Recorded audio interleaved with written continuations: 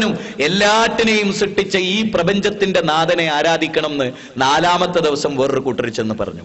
ഇതിലേതായിരിക്കും ജനാംഗീകാരം ഉണ്ടാകുക? 4-ാമത്തെ ദിവസം ചെന്നവർക്ക് ഒരു കൂട്ടർ വന്നിരിക്കുന്നു. അവരേതെങ്കിലും ഒരു പ്രത്യേക ദൈവത്തിലേക്കോ ദേശത്തിലേക്കോ അല്ല അവർ ക്ഷണിക്കുന്നത്. ആകാശഭൂമികളെ സൃഷ്ടിച്ച സിട്ടാവിലേക്ക് ക്ഷണിക്കുന്നു അവർ. ഹിന്ദുവിന്റെയും മുസ്ലിമിന്റെയും ക്രിസ്ത്യാനിയുടെയും ജൈനന്റെയും ബൗദ്ധന്റെയും ദൈവത്തിലേക്ക് ക്ഷണിക്കുന്നു അവർ. ഈ സന്ദേശത്തിനാണോ മൗലികത? വർഗീയതയുള്ള വിശ്വാസത്തിനാണോ മൗലികത? എന്തുകൊണ്ട് ബാബരി മസ്ജിദ് പ്രശ്നം ഉണ്ടായി? എന്തുകൊണ്ട്? ശ്രീരാമന്റെ പേരിൽ തർക്കമുണ്ടായതുകൊണ്ട്. നിങ്ങൾ ആലോചിച്ചു നോക്കി. ഇസ്ലാം പരിചയപ്പെടുത്തുന്ന അള്ളാഹു, ഞാൻ വിശുദ്ധ ഖുർആനിൽ നിന്ന് 1-2 വാചകങ്ങൾ നിങ്ങളുടെ ശ്രദ്ധയിൽപ്പെടുത്താം. വിശുദ്ധ ഖുർആൻ വളരെ വ്യക്തമായി പഠിപ്പിക്കുന്ന ഏകദൈവ വിശ്വാസം. ഖുർആൻ പരിചയപ്പെടുത്തുന്ന ദൈവം ആരാണ്? ഖുർആൻ പരിചയപ്പെടുത്തുന്ന ദൈവം. ഞാൻ ഒരു യാത്രക്കിടയിൽ ഒരു അമ്മ ഭക്തനെ, കേരളത്തിലെ ഒരു അമ്മ ഭക്തനെ കാണാനിരിക്കിടയെ, ഞങ്ങളുടെ സംസാരത്തിനിടയിൽ, ചർച്ചക്കിടയിൽ ഞാൻ അദ്ദേഹത്തോട് ചോദിച്ചു, നിങ്ങൾക്ക് എത്ര വയസ്സായി? അദ്ദേഹം പറഞ്ഞു, എനിക്ക് 60 വയസ്സായി. നിങ്ങൾ ആരാധിക്കുന്ന അമ്മക്ക് എത്ര വയസ്സായി? 54 വയസ്സായി.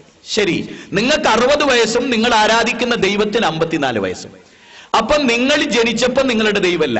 നിങ്ങൾക്ക് 6 വയസ്സായപ്പോ പോലും നിങ്ങളുടെ ദൈവം ജനിച്ചിട്ടില്ല. ആ 6 കൊല്ലം വായു ശ്വസിച്ചോ? അതെ. വെള്ളം കുടിച്ചോ? അതെ. സൂര്യന്റെ കിരണങ്ങൾ ഏറ്റുവാങ്ങിയോ? അതെ. ചന്ദ്രന്റെ നിലാവലകൾ ഏറ്റുവാങ്ങിയോ? അതെ. അപ്പൊ രമേശൻ നായരെ, ആ 6 കൊല്ലം നിങ്ങളെ സംരക്ഷിച്ചത് ആരായിരുന്നു? അന്ന് നിങ്ങൾ ഇന്ന് ആരാധിക്കുന്ന ദൈവം ജനിച്ചിട്ട് പോലുമില്ല. അദ്ദേഹം സ്തബ്ധനായി നിന്നു, മിണ്ടിയില്ല. അവസാനം പറഞ്ഞു, നല്ലൊരു ചിന്തയാണ് നിങ്ങൾ എനിക്ക് ഇട്ടു തന്നത്, ഞാനത് പഠിക്കട്ടെ എന്ന് പറഞ്ഞു. ഇസ്ലാം അവതരിപ്പിക്കുന്ന ദൈവം മരിക്കില്ല. നിങ്ങൾ നോക്കൂ, നമ്മുടെ നാട്ടിൽ ഒരു പ്രത്യേക ദൈവത്തെ കേന്ദ്രീകരിച്ചുകൊണ്ട് ആളുകൾ യാത്ര തിരിക്കുന്നു. ഉദാഹരണത്തിന് പുട്ടപ്പർത്തിയിലേക്ക് പോകുന്നു. ആ യാത്രക്കിടയിൽ വഴിമധ്യത്തിൽ വെച്ച് അവർക്ക് കിട്ടുന്ന വിവരം ഇന്നാൾ മരിച്ചിരിക്കുന്നു എന്നാണ്. അവരാരെയാണോ ആരാധ്യനായി കണ്ടത്, ആ ആരാധ്യൻ മരിച്ചിരിക്കുന്നു എന്നാണ്. ഇസ്ലാമിക സമൂഹം ആരാധിക്കുന്ന ദൈവത്തിന് മരണമില്ല. മുഹമ്മദ് നബി സല്ലല്ലാഹു അലൈഹി വസല്ലമ മരിച്ചു. മുഹമ്മദ് നബി സല്ലല്ലാഹു അലൈഹി വസല്ലമ മരിച്ചപ്പോ ഉമർ ഇബ്നുൽ ഖത്താബ് റളിയല്ലാഹു അൻഹു റസൂലുള്ളാഹിന്റെ മരണം നിഷേധിച്ചു. വളരെ ഗൗരവമായി കാണേണ്ട ഒരു വിഷയമാണ്. ഉമർ ഇബ്നുൽ ഖത്താബ് റളിയല്ലാഹു അൻഹു അല്ലാഹുവിന്റെ റസൂൽ സല്ലല്ലാഹു അലൈഹി വസല്ലമയുടെ മരണത്തെ നിഷേധിക്കുന്നു. എന്നിട്ട് അദ്ദേഹം ഖുർആനിൽ നിന്നൊരു തെളിവ് ഉദ്ധരിക്കുന്നു. വആഖരീന മിൻഹുൽ ലമ്മാ യൽഹഖു ബിഹിം വഹുവൽ അസീസുൽ ഹകീം. അദ്ദേഹം തെളിവ് ഉദ്ധരിക്കുകയാണ്. റസൂല് മരിക്കാൻ പാടില്ല, കാരണം വരാനിരിക്കുന്ന സമൂഹത്തിലേക്കും പ്രവാചകനായി നിയോഗിക്കപ്പെട്ടു എന്ന് 62-ാം അധ്യായം 3-ാമത്തെ സൂക്തത്തിൽ പറയുന്നു.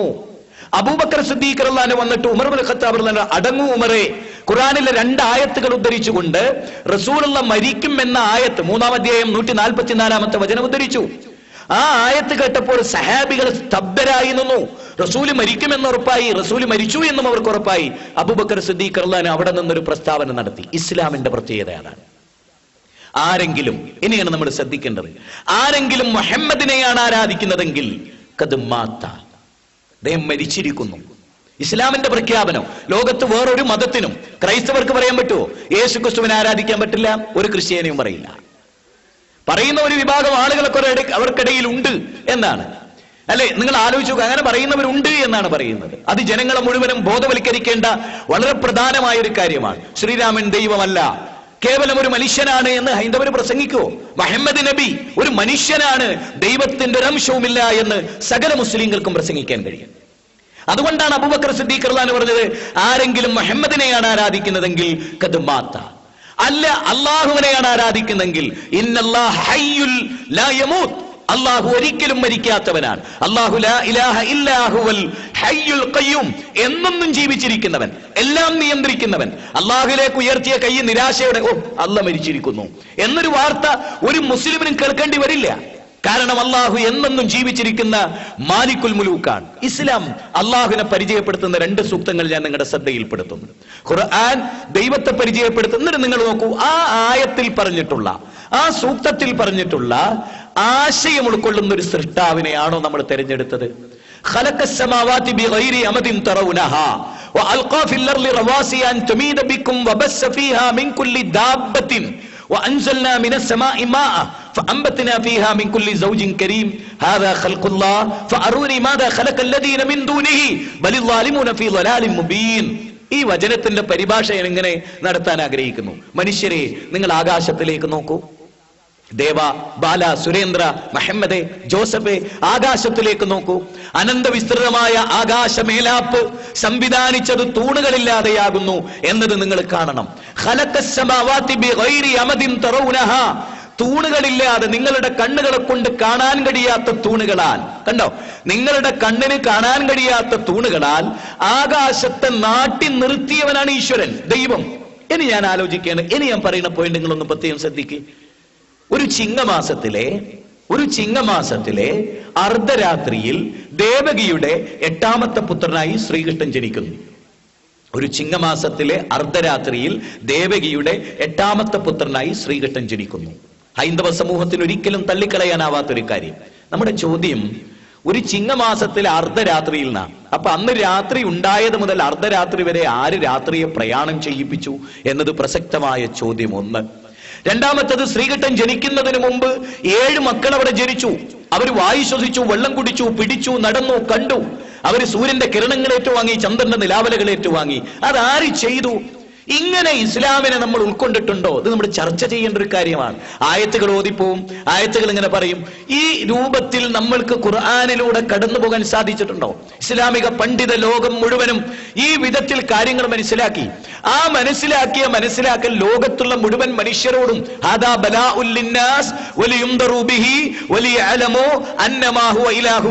14-ാം അധ്യായം 52-ാമത്തെ വചനം ലോകത്തിന് മുഴുവനും എത്തിച്ചു കൊടുക്കേണ്ട ഡ്യൂട്ടി നമ്മൾ ഏറ്റെടുത്തിട്ടുണ്ടോ? ഇനി നിങ്ങൾ നോക്ക്, ദശരഥ മഹാരാജാവിന്റെ പുത്രകാമേട്ട് യാഗം നടത്തി. യാഗത്തിന്റെ അന്തിമഘട്ടത്തിൽ ശൃംഖമുനി പായസാന്നം നൽകി. കൈകേയി, കൗസല്യ, സുമിത്ര മൂവരും ആ പായസം കഴിച്ച് ഗർഭം ധരിച്ച് കൗസല്യയുടെ പുത്രനായി ശ്രീരാമൻ ജനിക്കുമ്പോൾ കൗസല്യുണ്ട്, കൈകേയുണ്ട്, സുമിത്രയുണ്ട്, ആകാശമുണ്ട്, ഭൂമിയുണ്ട്, ചന്ദ്രനുണ്ട്, കാട്ടാറുകളുണ്ട്, കാടുകളുണ്ട്, കാനനങ്ങളുണ്ട്, എല്ലാം ഉള്ള ലോകത്തേക്കാണ് ശ്രീരാമൻ ജനിക്കുന്നത്. അപ്പൊ ഇതിനെ ആര് സൃഷ്ടിച്ചു? ഒന്നുകൂടെ ക്ലീനായി പറഞ്ഞാൽ, ഞാൻ ആദ്യം പറഞ്ഞ പോയിന്റിലേക്ക് നിങ്ങളുടെ ശ്രദ്ധ ക്ഷണിക്കുകയാണ്. മനുഷ്യവാസം ഭൂമുഖത്തില്ലാത്ത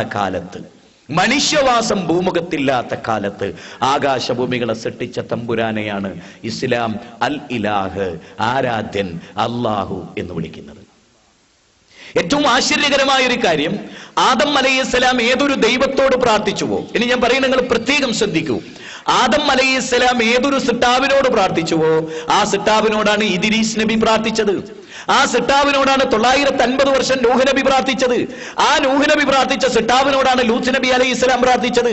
ആ ലൂത്ത് നബി പ്രാർത്ഥിച്ച സിട്ടാവിനോടാണ് ഇബ്രാഹിം നബി പ്രാർത്ഥിച്ചത്. ആ ഇബ്രാഹിം നബി പ്രാർത്ഥിച്ച സിട്ടാവിനോടാണ് ഇസ്മായിൽ നബി പ്രാർത്ഥിച്ചത്. ആ ഇസ്മായിൽ നബി പ്രാർത്ഥിച്ച അതേ ദൈവത്തോടാണ് ഇസ്ഹാഖ് നബി അലൈഹി ഇസ്ലാം പ്രാർത്ഥിച്ചത്. ആ പരമ്പരയിൽപ്പെട്ട യാക്കൂബ് നബിയുടെ യൂസുഫ് നബിയും ബിനിയാമീനും 12 മക്കളും പ്രാർത്ഥിച്ചത്.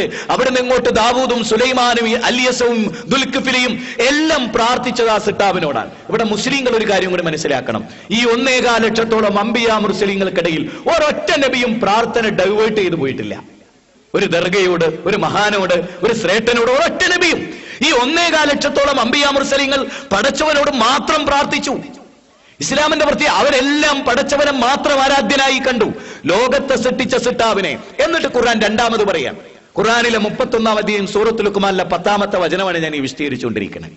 അവിടെ പറയുന്നത്, ഭൂമി നിങ്ങളെയും കൊണ്ട് അടകാതിരിക്കാൻ പർവ്വതങ്ങളെ ആണികളാക്കി, മൗണ്ടെയിൻസ്, പർവ്വത വിജ്ഞാനീയം കരഗതമാക്കാത്ത കാലത്താണ് അല്ലാഹുവിന്റെ റസൂൽ പറയുന്നത്, പർവ്വതത്തെ ഭൂമിയിലെ ആണികളാക്കി മാറ്റിയിരിക്കുന്നു. വൽ ജിബാല ഔതാദ അമ്മ യതസാഅലൂൻ അനിൻ നബഇൽ അളീം അല്ലദീ ഹും ഫീഹി മുഖ്തലിഫൂൻ കല്ലാ സയഅലമൂൻ സുമ്മ കല്ലാ സയഅലമൂൻ അലം നജ്അലിൽ അർള മിഹാദ വൽ ജിബാല ഔതാദ. പർവ്വതങ്ങളെ ആണികളാക്കി. 78-ാം അധ്യായം 6-ാമത്തെ വചനമാണ്. പർവ്വതങ്ങളെ ആണികളാക്കി. അപ്പൊ പർവ്വതങ്ങൾ, ഈ മഹാന്മാരൊക്കെ ജനിക്കുന്നതിന് മുമ്പേ ഭൂമിയുണ്ട്, അന്ന് പർവ്വതമുണ്ട്. അതാണ് വിഷയം. ആ പർവ്വതങ്ങളെ ആണികളാക്കിയവൻ സൃഷ്ടാവ്, അല്ലാതെ 50 വയസ്സുള്ള ദൈവമല്ല, 1000 വർഷം പഴക്കമുള്ള ദൈവമല്ല.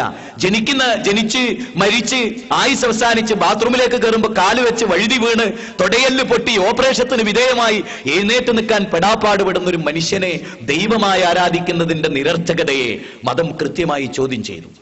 ആരാ ദൈവം? വേദങ്ങൾ പറഞ്ഞു. യജുർവേദത്തിന്റെ 32-ാം അധ്യായം 3-ാമത്തെ സൂക്തം. 3-ാമത്തെ സൂക്തം പറയുന്നറിയോ? നതസ്യ പ്രതിമാ ആസ്തി. ആ ദൈവത്തിന് പ്രതിമയില്ലാണ്. പ്രതിമയില്ലാത്തവനാണ് ദൈവം.